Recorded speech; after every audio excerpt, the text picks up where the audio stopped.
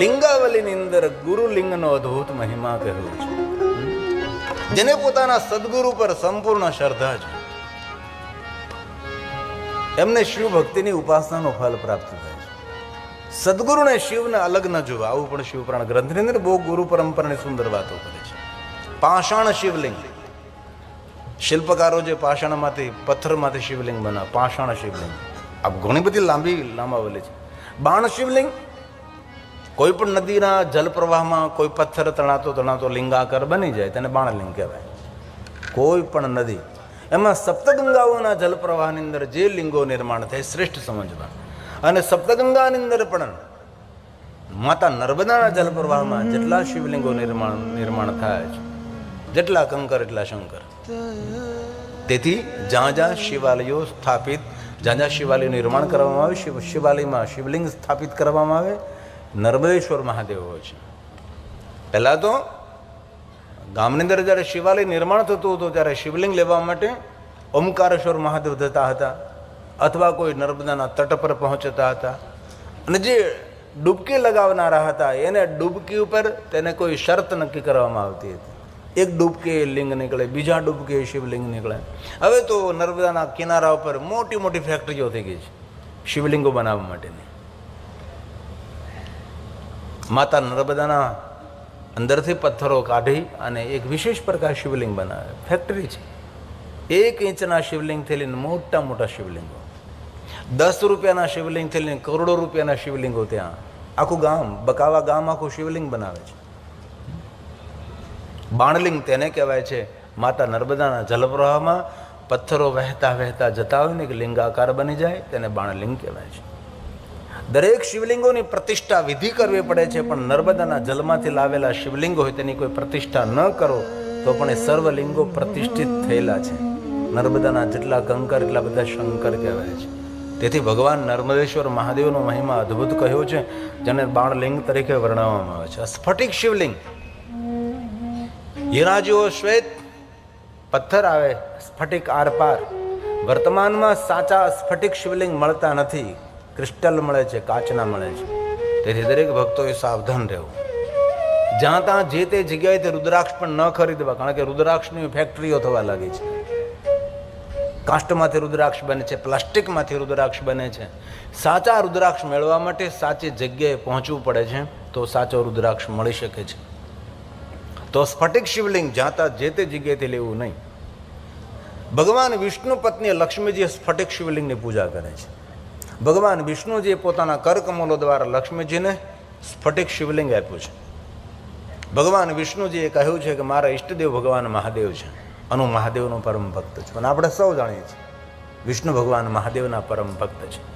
સહસ્ત્ર કમલ મેં હો રહે ધારી કે નહીં પરીક્ષા તવે પુરારી. એક કમલ પ્રભુ રાખે જોઈ, કમલ નયન પૂજન સહસ હોય. કઠિન ભક્તિ કઠિન ભક્તિ કઠિન ભક્તિ દેખી પ્રભુ શંકર ભયે પ્રસન્નતી ઈચ્છિત લિંગો ઉત્પત્તિ શ્રુતા શુભા શ્રુત્વા યસ્યા પ્રભાવેન દુઃખ નાશો ભવે દેહ. ભગવાન મહર્ષિ વેદવ્યાસ એમ કહે છે કે જે કોઈ મનુષ્ય ભગવાન મહાદેવની કથાનું શ્રવણ કરે છે, મનુષ્ય પોતાના દુઃખોમાંથી મુક્ત રહે છે. લિંગો ઉત્પત્તિ, શિવ મહાપડ ગ્રંથની અંદર લિંગાવલી છે. અનેક શિવલિંગનો મહિમા છે. પાષાણ શિવલિંગ, અરે સુગંધી શિવલિંગ. શિવની પૂજા એટલી સરળ છે પણ તો પણ માણસના ભાગ્યમાં નથી. અરે પુષ્પલિંગ, યૌગધોમલિંગ, પારદલિંગ. શુદ્ધ પારાની અંદર અમુક વસ્તુ મિશ્રિત કરીને પારાને બાંધવામાં, એ યોગી પુરુષો માટે, સૌ માટે પારદલિંગની પૂજાનો મહિમા નથી. બાલુકા શિવલિંગ, રામજીએ રેતીમાંથી શિવલિંગ બનાવ્યું છે. આપણને જ્યોતિર્લિંગ પ્રાપ્ત થયું જેને આપણે રામેશ્વર મહાદેવ કહીએ છીએ. ક્યારેય કોઈ નદી કિનારે, કોઈ સાગર કિનારે જાઓ, રેતી હોય, રેતીનો ઢગલો કરી મહાદેવની પૂજા કરી. બાલુકા શિવલિંગ, રસ શિવલિંગ, સુવર્ણ શિવલિંગ, રજત શિવલિંગ, તામ્રલિંગ, રત્નલિંગ, દીપ. અરે ભગવાનને દીવો કરો એ પણ એક ભગવાન મહાદેવનું લિંગ સ્વરૂપ છે. શિવનું આરાધન, શિવની પૂજા, શિવનું અર્ચન એટલું સરળ છે કે એટલું કોઈ દેવતાઓનું અર્ચન પૂજન સરળ નથી. દીપ એ શું છે? ભગવાન શિવનું સ્વરૂપ છે, જ્યોતિ સ્વરૂપ, અગ્નિલિંગ છે, એ જ્યોતિર્લિંગ છે, જ્વાલાલિંગ છે. તેથી દીપ પ્રાગટ્ય વખતે આપણે બોલીએ છીએ કલ્યાણ કરો મારું. કલ્યાણ મતલબ શિવ, શિવ એટલે કલ્યાણ. જ્યોતિર્લિંગ, કોઈ જગ્યાએ શિવલિંગ ન મળે, શિવાલી ન હોય, સુંદર દીપ પ્રજ્વલિત કરીને દીપનું દર્શન કરી ભગવાન સ્વયં શિવજીનું દર્શન. શુભમ કરોતિ કલ્યાણમ, સૌનું કલ્યાણ કરનાર, જ્ઞાન રૂપી પ્રકાશ આપનાર એ ભગવાન શિવનું રૂપ છે. તેને દીપલિંગ કહેવાય, જ્યોતિર્લિંગ કહેવાય, અગ્નિલિંગ કહેવાય, જ્વાલાલિંગ કહેવાય છે. શુભમ કરોતિ કલ્યાણમ આરોગ્યમ ધન સંપદા શત્રુ બુદ્ધિ વિનાશાય દીપ જ્યોતિ નમોસ્તુતે. દીપ જ્યોતિ નમોસ્તુતે. આત્મલિંગનો મહિમા ગયો. ચલિત શિવલિંગ, આપણા ઘરની અંદર જે શિવલિંગ રાખી તેને ચલિત શિવલિંગ કહેવાય. હાલતું ચાલતું હરતું ફરતું શિવલિંગ. અનેક એવા ભગવાન મહાદેવના ભક્તો એક નાનકડું સરખું શિવલિંગ સાથે રાખે છે. આપણા ઘરની અંદર જે ભગવાન મહાદેવનું લિંગ સ્વરૂપ રાખે તેને પણ ચલિત શિવલિંગ કહેવાય. તેની સામે બેસીને પૂજા થઈ શકે છે. પ્રતિષ્ઠિત થયેલા ભગવાન મહાદેવના લિંગ સ્વરૂપને સામેથી બેસીને પૂજા ન થાય. દક્ષિણ દિશામાં બેસીને ઉત્તર દિશા તરફ દ્રષ્ટિ રાખવી જોઈએ, અથવા દિશા ભેદ ન સમજાય તો જે બાજુ જલધારી વહેતી હોય તેના વિરુદ્ધ દિશામાં બેસીને આપણી દ્રષ્ટિ જલધારા તરફ રહે. એવી રીતે ભગવાન મહાદેવનું સ્થાપિત શિવલિંગની પૂજા કરવી જોઈએ. ભગવાન શિવજીને સામેથી દંડવત પ્રણામ ન કરે. ભગવાન શિવજીને દંડવત પ્રણામ કરવા માટે દક્ષિણ દિશા તરફ આપણા પગ રહેવા જોઈએ ને માથું આપણું ઉત્તર દિશા તરફ રહેવું જોઈએ. દંડવત પુરુષ કરી શકે, નારી શરીરને દંડવત કરવાનો કોઈ મહિમા નથી. કારણ કે સનાતની પરંપરામાં પુરુષને દંડવત કરવાનો મહિમા સમજાવ્યો છે. નારી શરીરે દંડવત ન કરવું, કારણ કે નારી એ દંડને પાત્ર નથી. શિવાલીમાં શિવજી નીચે બિરાજમાન છે, પાર્વતીને સુંદર ઊંચો આસન આપ્યો છે, તેથી નારી સન્માનિત છે. જે પરિવારમાં, જે પરિવારની અંદર નારીનું આદર અને નારીનું સન્માન થાય છે, ત્યાં દેવત્વ નિવાસ કરે છે, તીર્થો નિવાસ કરે છે, લક્ષ્મી નિવાસ કરે છે. લિંગાવલી છે, અગણિત લિંગોની કથા છે. ભગવાન વિષ્ણુજીએ સર્વ દેવતાઓને શિવલિંગો ભેટમાં આપ્યા છે. લક્ષ્મીજીને વિશેષ પ્રકારે સ્ફટિક શિવલિંગ આપ્યો. લક્ષ્મી મારો ઈષ્ટ ભગવાન મહાદેવ છે. હું ભગવાન શિવનો પરમ ભક્ત છું અને વિષ્ણુ ભગવાનની શિવ ભક્તિ જગ પ્રસિદ્ધ છે. હજાર હજાર કમલોથી મહાદેવની પૂજા કરે ભગવાન વિષ્ણુ છે. ભગવાન શંકરજીએ વિષ્ણુ ભગવાનની પરીક્ષા કરી, કસોટી કરી, એક કમળ લઈ લીધું. વિષ્ણુ ભગવાન ઊભા થઈ શકતા હતા, કોઈને કહી શકતા હતા કે લાવો ભાઈ બીજું કમળ લઈ આવજો. એક નહીં, બીજા 1000 કમળ આવી શકે, પણ વિષ્ણુ ભગવાન પૂજા કરતા કરતા બોલ્યા નથી. ભગવાન વિષ્ણુ પૂજા કરતા કરતા ઊભા નથી થયા. મહાદેવની પૂજા કરું છું, મારાથી ઊભા ન થવાય. મહાદેવની પૂજા કરું, મારાથી બોલાય નહીં. મારાથી દૂર દ્રષ્ટિ ન થાય. ભગવાન શિવની પૂજાથી મારી દ્રષ્ટિ હટાવાય નહીં. ભગવાન વિષ્ણુજી પોતાનું નેત્ર મહાદેવને અર્પણ કરે છે. જગ પ્રસિદ્ધ વિષ્ણુની ભક્તિ છે. મહાદેવનું એક એક નામ બોલે છે, એક એક કમલ ભગવાન મહાદેવને અર્પણ કરે છે. તેથી શિવ સહસ્ત્રનો મહિમા છે. અનેક એવા મહાદેવના ભક્તો રોજ વિષ્ણુ ભગવાનના મુખમાંથી પ્રગટ થયેલા મહાદેવના 1000 નામોનું પારણ કરે છે. મહત્વની વાત તો એ છે કે જેટલા વિષ્ણુ ભગવાનના નામ છે એટલા મહાદેવના મુખમાંથી પ્રગટ થયા છે. ભગવાન શિવજી જ્યારે જ્યારે વિષ્ણુ ભગવાનને મળે છે ત્યારે ત્યારે કોઈ નવા નામથી ભગવાન વિષ્ણુનું સંબોધન કરે. જ્યારે સુરોત્તમ, નરોત્તમ, પુરુષોત્તમ અનેક અનેક નામોથી ભગવાન શંકરજી વિષ્ણુને પુકારતા રહે છે. એ જ રીતે ભગવાન શ્રી હરિ ભગવાન વિષ્ણુજી નિરંતર મહાદેવની પૂજા કરનારા દેવ છે. પુષ્પદંત મહારાજે કહ્યું છે, 1000 કમળ, 1000 અમાર કમળની બલિ, હરિસ્તે સહસ્રમ કમલ મલિમા, હરિસ્તે સહસ્રમ કમલ બલિમાધાય પદ. 1000 કમળોની બલિ. બલિ શબ્દોનો અર્થ આપવું, સમર્પિત કરવું, ભેટ ધરવી, ભગવાનને ચડાવી દેવું. બલિ શબ્દનો અર્થ થાય કોઈ પશુની કતલ કરવી. એવું બલિ શબ્દોનો અર્થ ન લેવો જોઈએ. અનેક માણસો દેવી દેવતાઓના નામથી પશુઓની હત્યા કરે છે. હવે શિવ મહાપડ ગ્રંથના દેવતાઓના સ્વભાવનું વર્ણન છે. દેવ પ્રતિમાની સામે કોઈનો અનાદર કરો તો દેવતાઓની આંખમાંથી આંસુ પડવા લાગે છે. એટલા દેવતાઓ કોમળ છે અને કરુણામય છે. આપણે દેવતાઓની સામે કોઈ પશુઓની હત્યા કરીએ, કેટલું આપણું સનાતન ધર્મ માટે કલંકિત છે. હવે તો જાગૃત માણસોથી ઘણું ઘણું સારું થયું છે. આવા બધા સ્થાનોએ બલિ પ્રથાઓ બંધ થાય છે. હજી પણ કોઈ કોઈ જગ્યાએ લોકો દેવી દેવતાઓના નામે પશુઓની હત્યા કરે છે.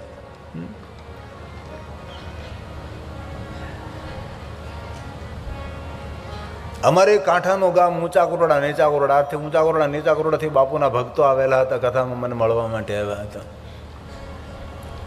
પૂજ્ય શ્રી મોરારી બાપુનું મોવાન તલગારડા ત્યાંથી દૂર જાવ એટલે નીપ આવે, દિયાળ આવે, સથરા આવે અને કળસાર આવે. નીચા કોરડા ઊંચા કોરડામાં ચામુંડા માતાનું મંદિર દરિયાના કિનારે, મારી નજર સામે. કારણ કે હું મોવાન કળસારની અંદર ભણ્યો હતો. અમે લોકો દર્શન કરવા જઈએ, ખુલ્લે માતા ચામુંડાને સામે બકરાઓ કાપે અને બકરાનો પ્રસાદ માતાને ધરે. આપણે માંસાહાર કરીએ ને એટલે આપણે લોહીનો ચાંદલો કરી દે, અને લોહીનો ચાંદલો ન કરે, જો મોઢું આમ કરે તો જિંદગીભર મોઢું આમ નામ રહે, પછી માયક અહીંયા રાખવા પડે. આપણે વારંવાર આ દર્શન કર્યું, વારંવાર નિહાળ્યું, હૃદયમાં કરુણા પ્રગટ થતી આ ખોટું કરી રહ્યા છે. દેવીઓના નામથી કેટલા કેટલા બકરાઓની હત્યા કરે છે. ન પ્રસાદની સામે દ્રષ્ટિ કરી, ન લોહીનો ચાંદલો કરવા દીધો. રોજ માં ચામુંડાને પ્રાર્થના કરી, માં તું કોઈને સદબુદ્ધિ આપ. અને આજે જાગૃત માણસો થયા છે અને ઊંચા કુંડા ચામુંડાને બકરાઓ કાપતા તો બંધ થયા, લાપસી ખાતી માં શરૂ થઈ. માં ચામુંડા એકલી એકલી લાપસી નથી ખાતી, હજારો ભક્તો આવે તેને 24 કલાક લાપસી ખવડાવે છે.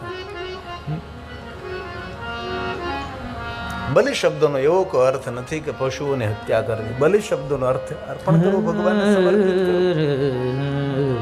કેટલા કેટલા લોકો આવી પ્રવૃત્તિની અંદર સંકળાયેલા છે. અને વર્તમાન યુગની અંદર તો શુદ્ધ શાકાહારી રહેવું એક સાધના છે, ઉપાસના છે. વર્તમાન યુગનું મોટામાં મોટું કોઈ તપ હોય પવિત્ર ભોજન. આપણું દિમાગ, આપણું મગજ એ પેટમાંથી ચાલે. પેટમાં કેવું પડ્યું છે તેના પરથી વિચારો પ્રગટ થાય. વિચારો એ વાણીમાં ઉતરે, વાણી વ્યવહારમાં ઉતરે છે. કથા સાંભળતા બીજું કાંઈ તો જો કે આપણો વિસ્તાર તો ડાયો છે, આપણામાં તો કાંઈ કોઈ માંસાહાર ન જ કરતા હોય તો સીધી વાત છે.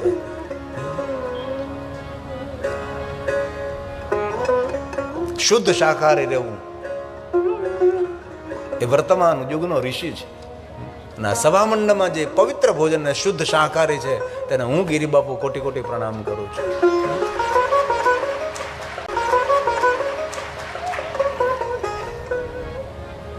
માતા બહુસરના નામે કુકડાઓની બલિ ચડાવે, માતા દુર્ગાના નામે કુકડાની બલિ ચડાવે. કુકડાઓ ખાય. અમે નાના હતા, સ્વાધ્યાય કેન્દ્રોમાં જતા હતા, અમારે પૂજ્ય દાદા કહેતા હતા કે ભોજનની ઉપર કુકડો દ્રષ્ટિ કરે, કૂતરો દ્રષ્ટિ કરે, ભોજન ન કરાય.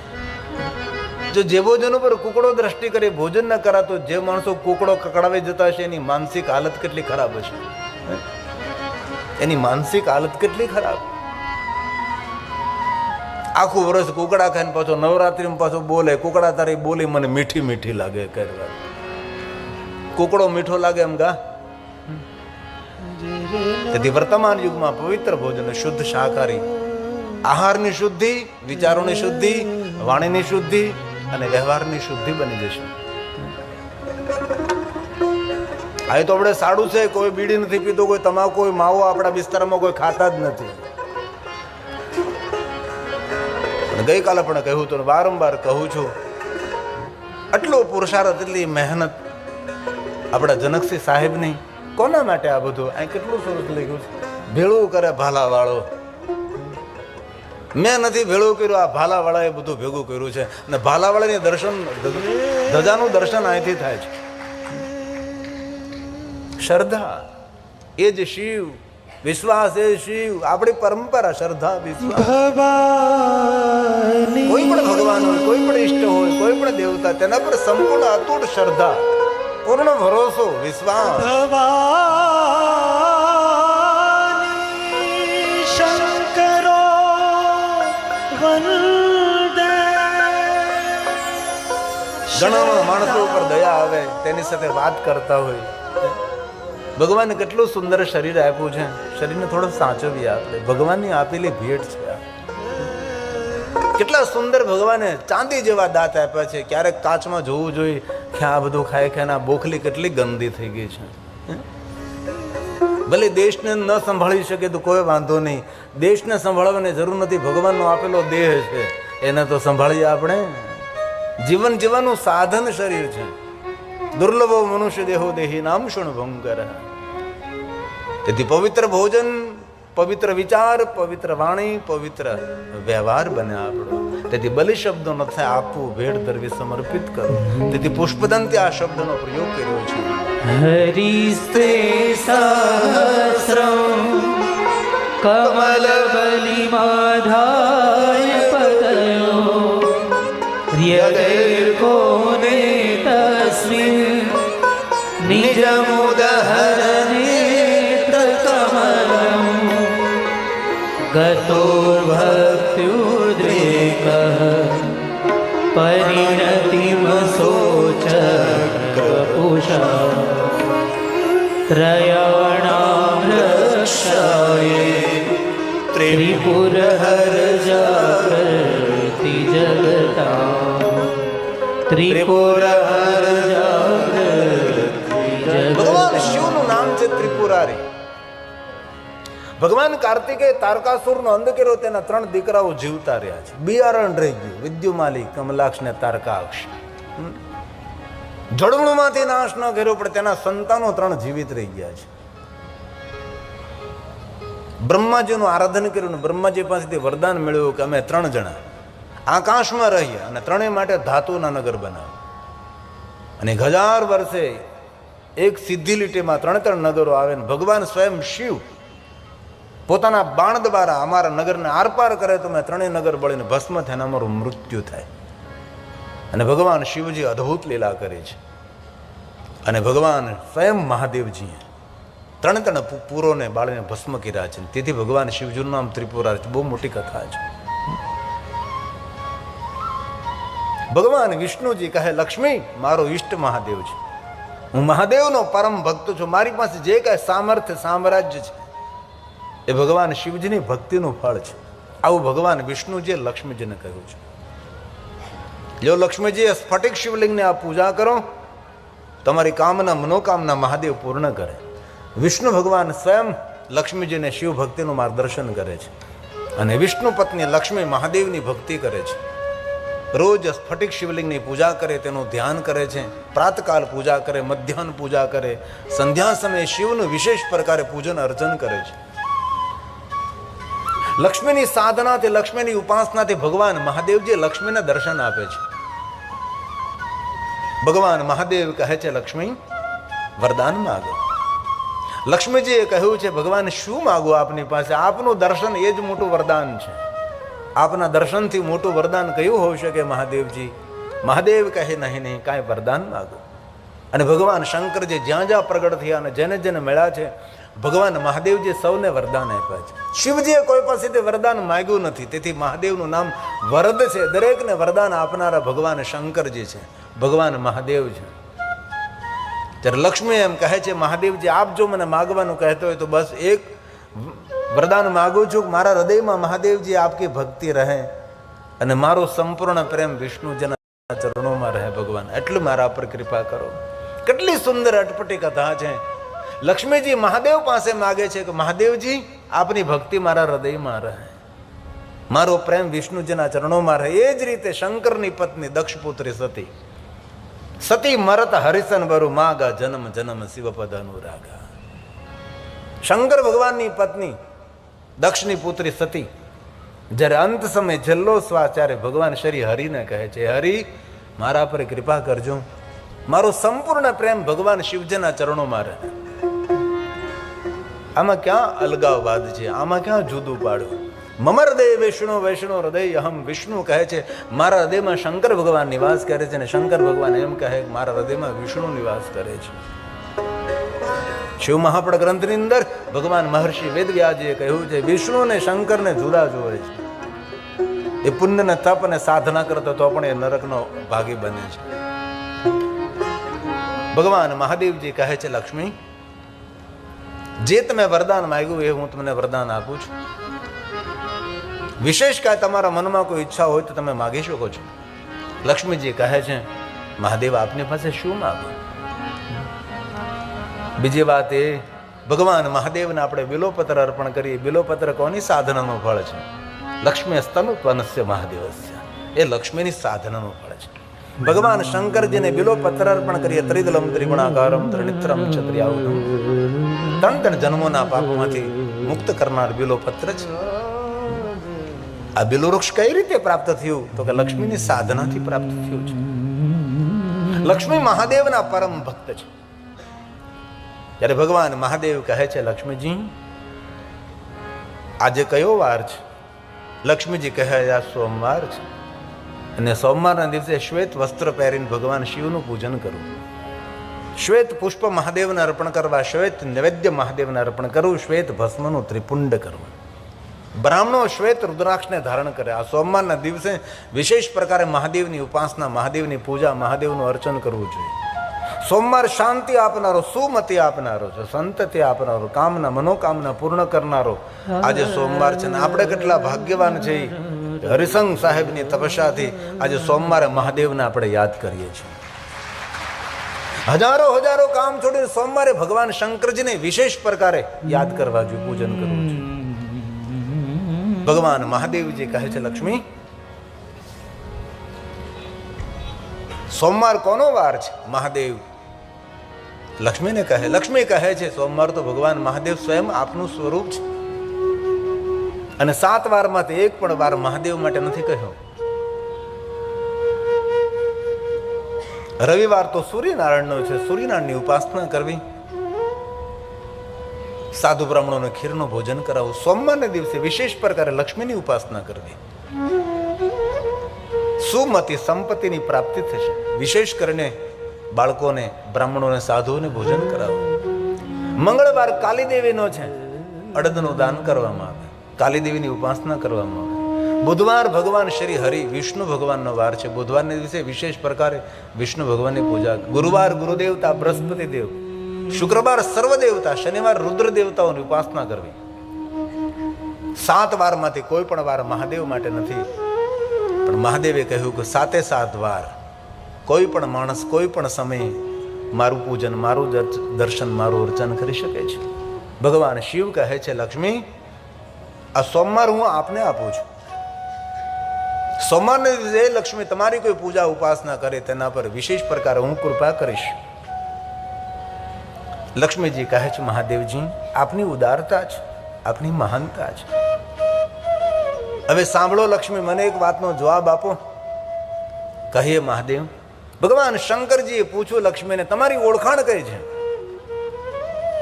લક્ષ્મીજી કહે છે દેવલોકની અંદર મને સૌ કહે છે વિષ્ણુ પત્ની લક્ષ્મી, વિષ્ણુ પત્ની લક્ષ્મી. તમે આજ કોની સાધના કરી છે? લક્ષ્મી કહે કોઈ દેવની નહીં, દેવોના દેવ મહાદેવને તમે મેં સાધના કરી છે. ભગવાન આપ દેવ નથી, દેવોના ઇષ્ટ, આપ દેવોના દેવ મહાદેવ છો. તો સાંભળો લક્ષ્મી, હું તમને વચન આપું છું, વરદાન આપું છું. અત્યાર સુધી તમારી ઓળખાણ વિષ્ણુ પત્ની લક્ષ્મી હતી, પણ તમે મહાદેવની ઉપાસના કરી છે, તેથી હું તમને વરદાન આપું છું. આજથી તમારી ઓળખાણ વિષ્ણુ પત્ની લક્ષ્મી નહીં, આજથી તમારી ઓળખાણ વિષ્ણુ પત્ની મહાલક્ષ્મી તરીકે રહેશે. કારણ કે તમે મહાદેવની ઉપાસના કરી છે. ત્યારથી વિષ્ણુ પત્ની લક્ષ્મી નહીં, વિષ્ણુ પત્ની મહાલક્ષ્મી. આજના દિવસો સોમવારે આપની પૂજાની મહત્તા રહેશે લક્ષ્મી. ત્યારે લક્ષ્મીજી કહે છે મહાદેવજી હું આપની પરમ ભક્ત છું, મારે કઈ બોલવું છે મહાદેવજી? ભગવાન શંકરજી કહે છે લક્ષ્મીજી આપ કહો. ત્યારે લક્ષ્મીજી કહે છે મહાદેવ આપે કહ્યું કે સોમવારના દિવસે મારી પૂજાની પ્રધાનતા રહેશે, પણ હે મહાદેવજી હું આપની ભક્ત છું. જે કોઈ મનુષ્ય સોમવારના દિવસે આપની પૂજા કરે, અર્ચન કરે, આપને યાદ કરે, આપનું સ્મરણ કરે, તે ભક્તો ઉપર વિષ્ણુ પત્ની લક્ષ્મી કૃપા નહીં કરે, એના પર વિષ્ણુ પત્ની મહાલક્ષ્મી કૃપા કરશે. કારણ કે સોમવારના દિવસે મહાદેવની ઉપાસના કોઈ કરે છે. વિશેષ પ્રકાર આજના દિવસે ભગવાન મહાદેવની ઉપાસના કરવી જોઈએ. સોમવારના દિવસે શિવજીનું વિશેષ પ્રકારે પૂજન કરવું જોઈએ. ભલે અન્ય લિંગોની ઉપાસના સાધના ન કરી શકે, પણ કમસે કમ શિવની સરળ ઉપાસના છે પાર્થેશ્વર મહાદેવ. માટીમાંથી શિવલિંગ નિર્માણ કરીએ, જેમ આપણે ઘરે આંગણે ભગવાન સત્યનારાયણની કથા કરીએ છીએ અને બ્રાહ્મણો સુંદર સત્યનારાયણ ભગવાનની પૂજા કરે, સુંદર કથાનું વાંચન કરે, સુંદર પ્રસાદ. એવી રીતે 11 બ્રાહ્મણોને બોલાવીને અથાશક્તિ 108 બ્રાહ્મણને બોલાવો, 11 બ્રાહ્મણને બોલાવો, 9 બ્રાહ્મણ, 5 બ્રાહ્મણ, 3 બ્રાહ્મણ, બ્રાહ્મણને આમંત્રિત કરી અને વિશેષ પ્રકારે ભગવાન મહાદેવના પાર્થેશ્વરનું પૂજન કરવું. માટીમાંથી શિવલિંગો નિર્માણ થાય તેનું પાર્થેશ્વર મહાદેવ પૂજન. શિવ મહાપડ ગ્રંથની અંદર બહુ જ મોટો વિસ્તાર છે. માટીમાંથી શિવલિંગો બનાવે. વિશેષ પ્રકારે વિધિ વિધાનને આપણને ખબર ન હોય તો ભણેલા બ્રાહ્મણો પાસે તેનું માર્ગદર્શન મેળવું. પાર્થેશ્વર મહાદેવની પૂજા